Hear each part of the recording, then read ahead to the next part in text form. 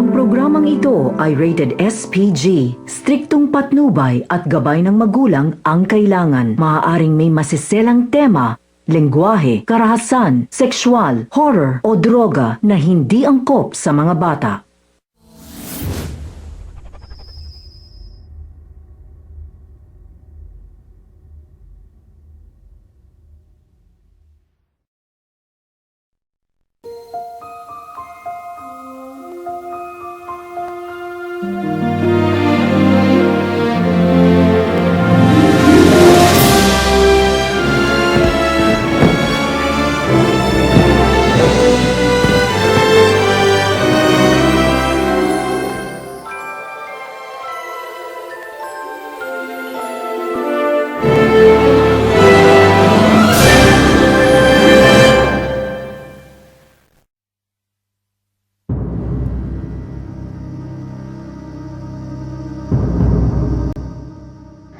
Ako, si Cleofe, isang babaeng walang muwang na nangarap sa isang paraisong binago ng panahon.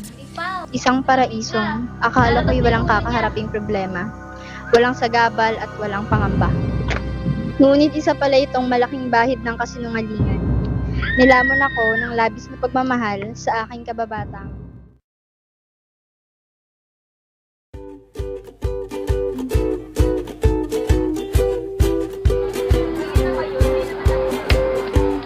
Bata pa lamang, magkasabay na kami sa lahat ng bagay.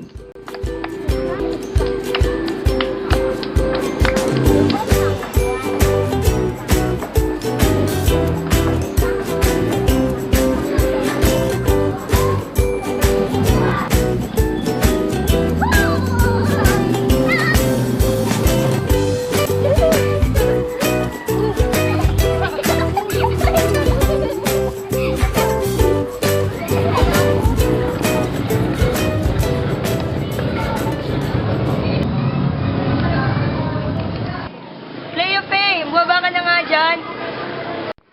Ayoko! Paano kung pumalik yun? Paano kung kagatin ako? Wala nga sabi. Kaya bumaba ka na dyan bago ka mahulog. Oh, sige, bababa na ako. Aray! Tayo! Please! Oh. Oh. Ang aso lang eh. Ito ko. Ano yung aso? Saan? Saan?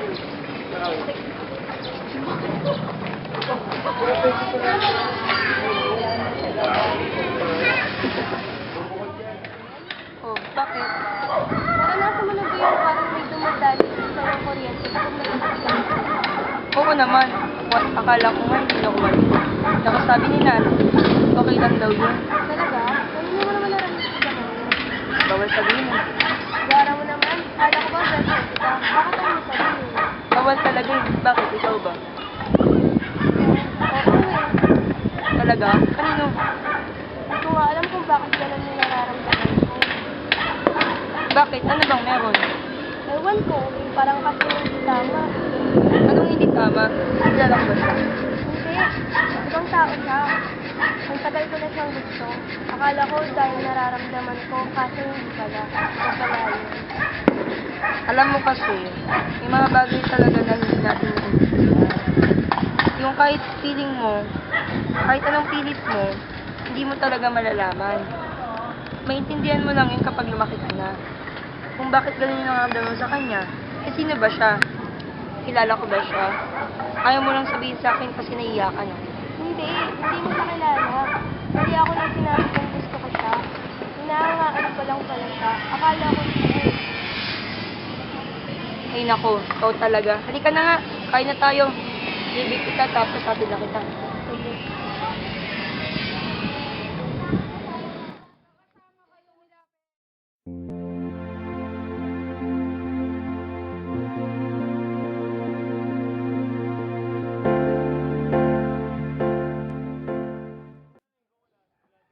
Kita kami. Ako. Leope.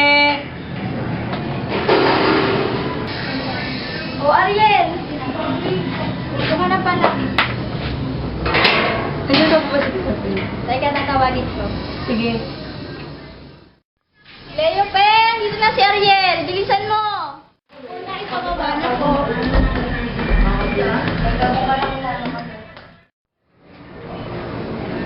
Kaya sige, mag-iingat kayo. Babay po.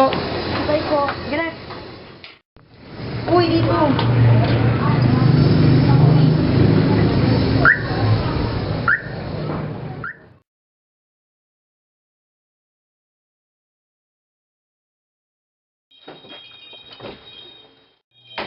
Hi, Cook!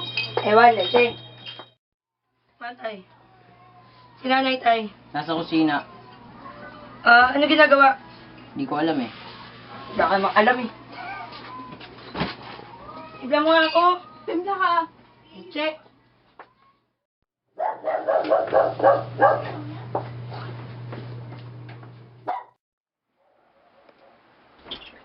Manay!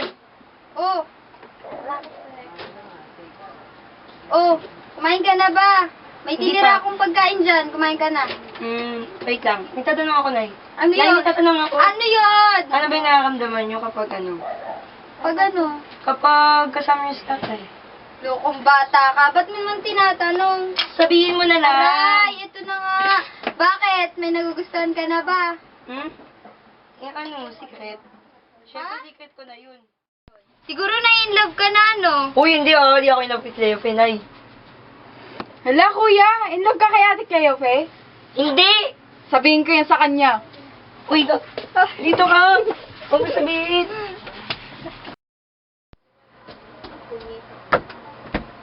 Ay, kapagod magtrabaho.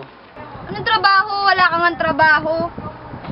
Alam mo ba, yung anak nating si Ariel, may nagugustuhan na yung anak mo, nagkakainlaban na sila dun ni Cleofe. Ano? Si Cleofe, yung kababata niya, na-inlove na sila sa isa't isa. Hindi maaari yun. Masyado pa siyang bata. Bakit naman? Anong masama dun? Ang masama doon, alam na natin ang mangyayari. Kaya dapat pigilan na habang maaga pa. Parang hindi mo naman napagdaanan yung mga bagay na yan. Uulitin ko na naman ba ang sinabi ko? Kaya alam na natin ang mangyayari. May sariling buhay ang anak mo. Hayaan mong magdesisyon siya para sa sarili niya. Hindi. Okay. Balak sa buhay mo.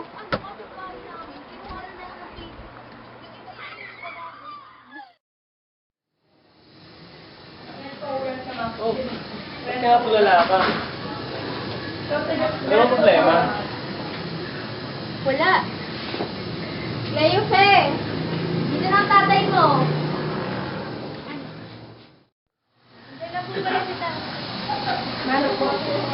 Hawa ka lang. Bigit lang ako ng kape, anak. Masyado na ako napapalapit yung dalawang bata sa isa't isa. Sino mga bata? Yung anak mo, tsaka yung kaibigan niyang si Ariel. Wala namang problema sa kanila ngayon, ah. Ano walang problema? Alam mo ba yung anak mo? Lagi na silang magkasama ni Ariel. Napapadalas na yung pagkasama nila. Hindi na sila ganun kabata. Ano naman? Ano naman? Anak natin yon. Kalma ka nga.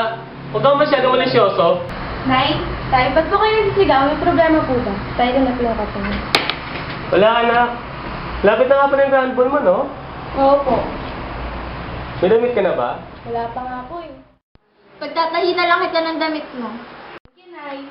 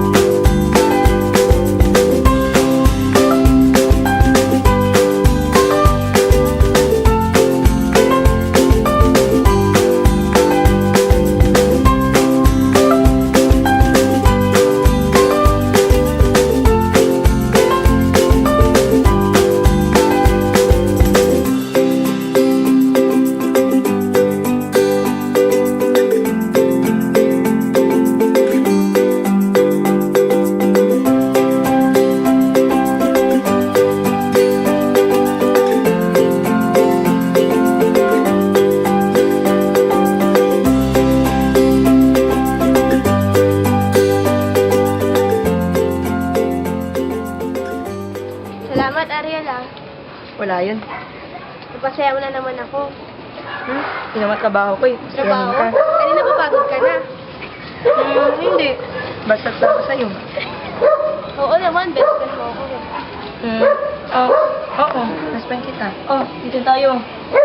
Sige, ingat ka mo. Sige. Bigyan tay. Paano tay? Sinabi ka yata ngayon.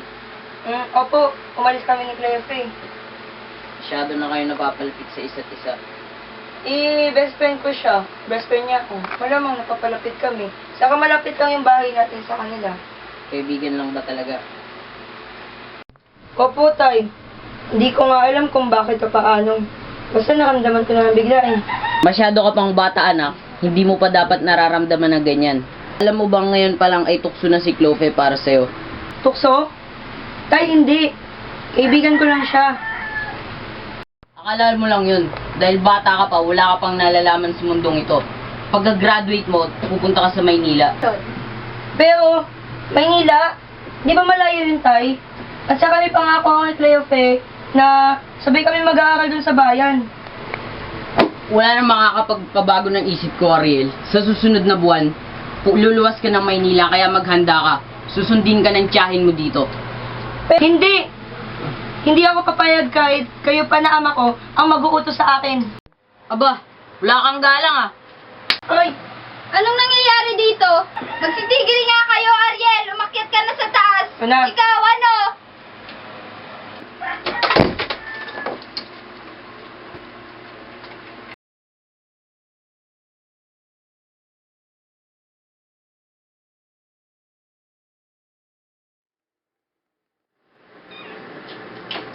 Ano ba naman tong batang to? Ulog na naman ng pinapabayaan yung mga gamit.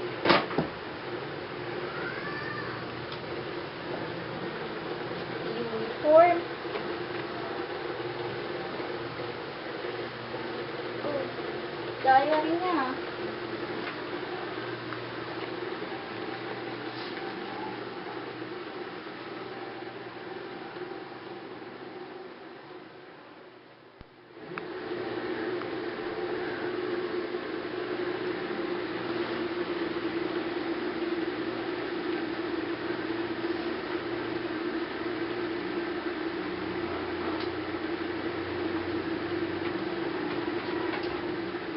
Nay?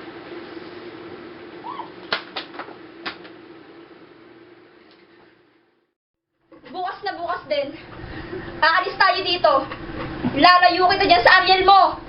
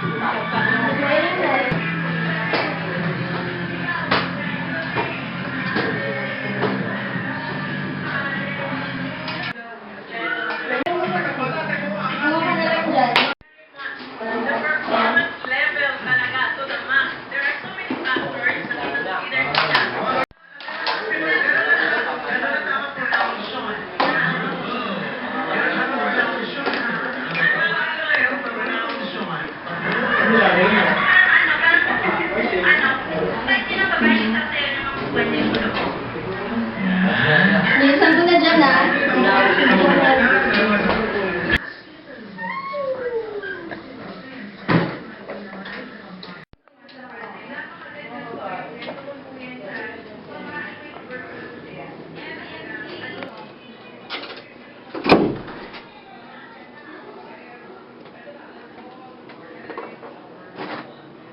Nay, para saan po yung mga yan? Di ba napag-usapan na natin to kagabi? Ibig sabihin, aalis na tayo mamaya dito. Pero na yung graduation ko. Hindi ka na-attend sa graduation mo. Pumunta na kanina yung tatay mo sa school mo para kunin lahat ng requirements mo, pati yung diploma mo.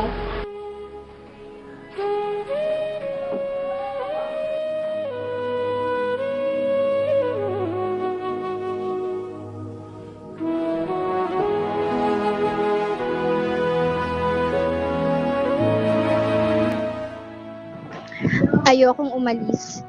Ayokong iwan ang lalaking nagpasaya sa akin ng lubos.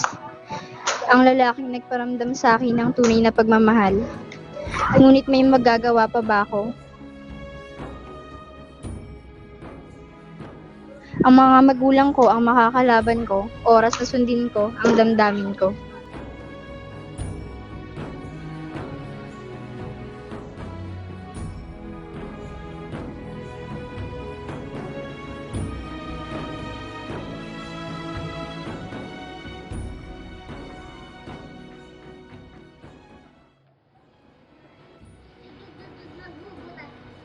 Oh, Ariel! Oh, Sino hinahanap mo? si Cleo Fe po. Nandyan po ba? Di ba nasabi ko ni Cleo ka? Mga alin? Madalas sila titira sa Maynila. Ha?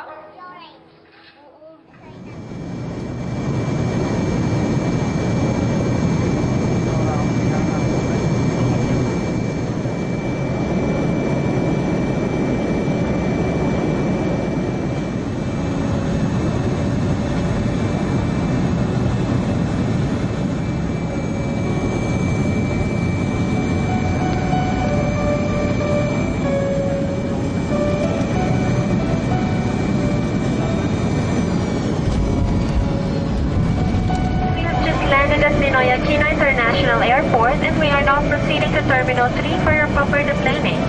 Welcome to Manila. On behalf of Air Philippines, Captain Murillo, First Officer Crespo and the rest of the crew, thank you for flying with us. We hope to see you again in one of our future flights.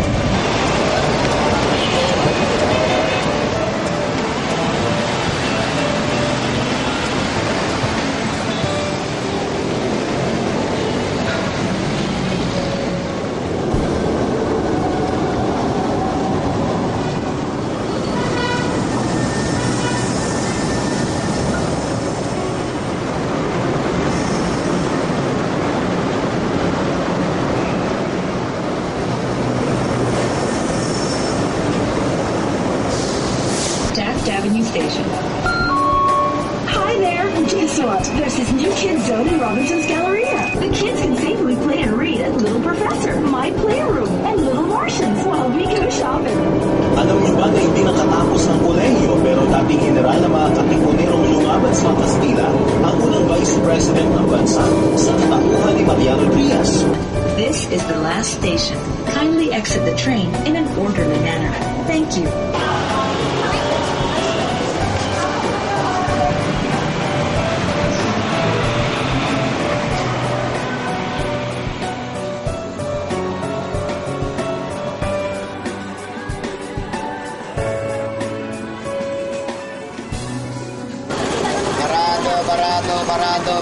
Barado.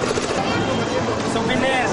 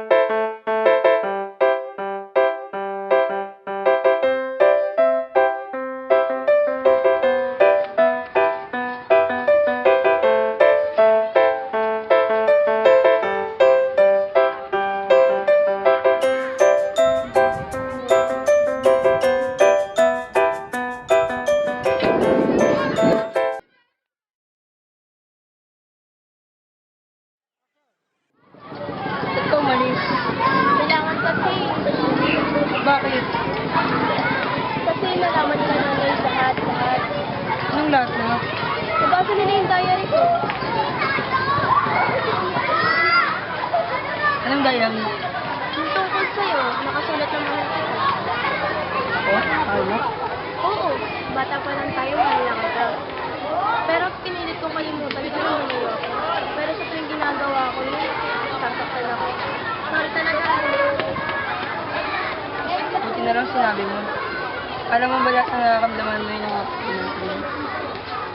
Oo, galing mo.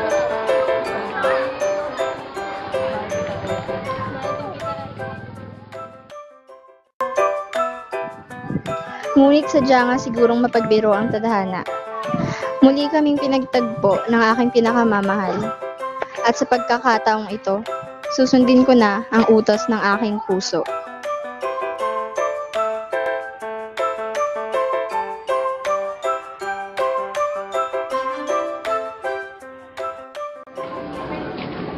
Seryously ba yun? Bakit ang laki ng tiyan niya? Hindi kaya...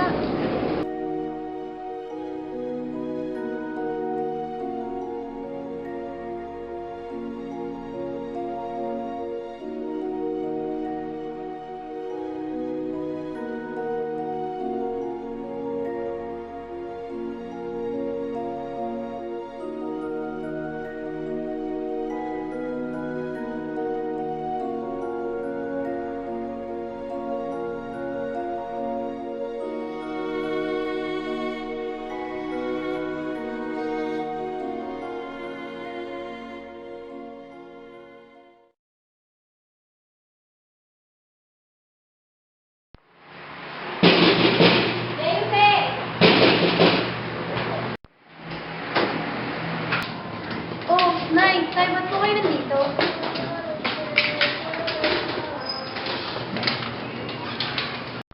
Ba't po kayo nandito? Napakapasuhin mo talagang bata ka. Bakit, Nay? Ano nalaman ko sa bayan natin? Alin? Buntis ka? Hindi po ako buntis. Leo, kaya ang ingin yan.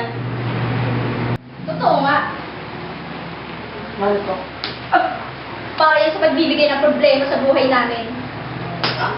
Para yan sa paninira sa buhay ng anak ko. Cleo, tumigil ka!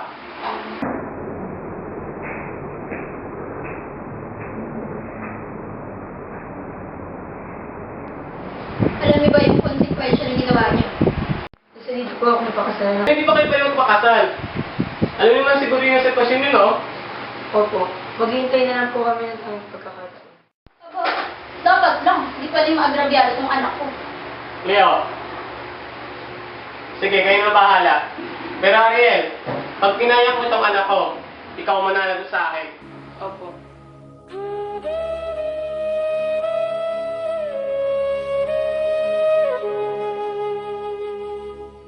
Masyado akong nagpadala sa aking emosyon. Hindi niya pala kayang umako ng responsibilidad. Nagkamali ako ng pagkakakilala sa lalaking aking minahal. Nasaktan ako, sobra. Pero wala akong magagawa. Hindi ko pinagsisihan ang mga nangyari. Siguro, magiging masaya na lang ako kung saan siya masaya.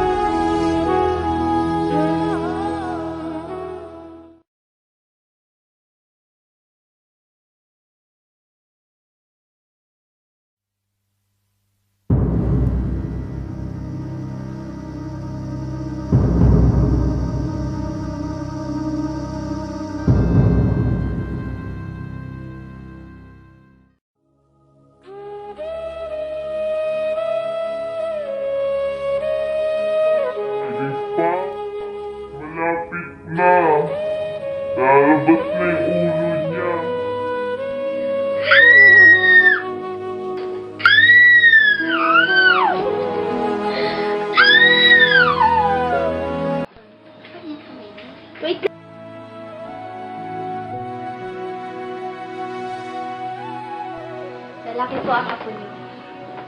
Anak, narinig mo yon? Lalaki daw ang anak